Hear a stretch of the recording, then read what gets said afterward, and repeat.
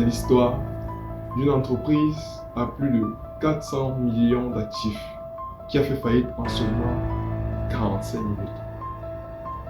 Il s'agit de la société américaine de services financiers Knight Capital Group, spécialisée dans la tenue de marché, l'exécution électronique, les ventes et la négociation institutionnelle.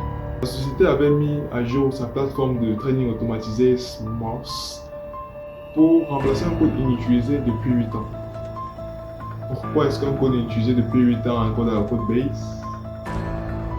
Je ne saurais vous répondre, mais ce n'est pas la question. Le 27 juillet 2012, la société Knight a déployé manuellement le code sur 7 de leurs 8 serveurs. Le 1er août 2012, lors de l'ouverture des marchés, le 8e serveur sur lequel le code n'a pas été déployé a commencé à exécuter l'ancien code et router des autres incorrectement. Et c'était déjà trop tard. Cette histoire démontre l'importance d'un déploiement entièrement automatisé dans le cadre d'une initiative DevOps. Salut à tous, c'est Echi 2.0, ton TechTuber. Et aujourd'hui, on va répondre à la question, c'est quoi le métier de DevOps? DevOps est la contraction de deux mots anglais. Dev qui est mis pour Development ou développement en français et Ops qui est mis pour Operations ou opération ou exploitation en français. DevOps reflète des idées et des pratiques bien plus complexes ou bien plus larges que ces deux concepts réunis ou séparés.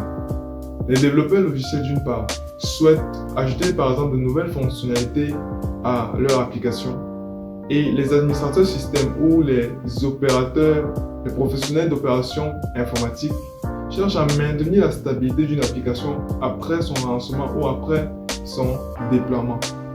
Le DevOps vise donc à créer une communication et une collaboration entre les développeurs logiciels d'une part et les professionnels d'opérations informatiques en automatisant les processus de livraison logicielle et de changement d'infrastructure. Cela crée donc un environnement dans lequel la conception, les tests et la diffusion de logiciels se fait beaucoup plus rapidement, plus fréquemment et plus efficacement. Ce n'est pas seulement une méthodologie, mais c'est aussi une philosophie de travail. Au sein d'un environnement agile, les développeurs logiciels, les administrateurs système, les programmeurs et les ingénieurs cloud travaillent parfois de façon isolée sur le même produit sans pour autant partager les informations nécessaires pour assurer de la valeur à l'utilisateur.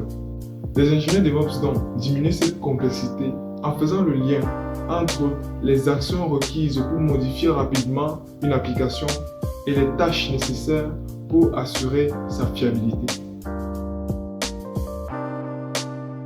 Selon le State of Tech Hiring 2023 de Coding Game, qui montre les statistiques sur les métiers de la tech les plus demandés, on constate bien que le métier de DevOps est deuxième juste derrière le développement web. C'est normal. Pourquoi?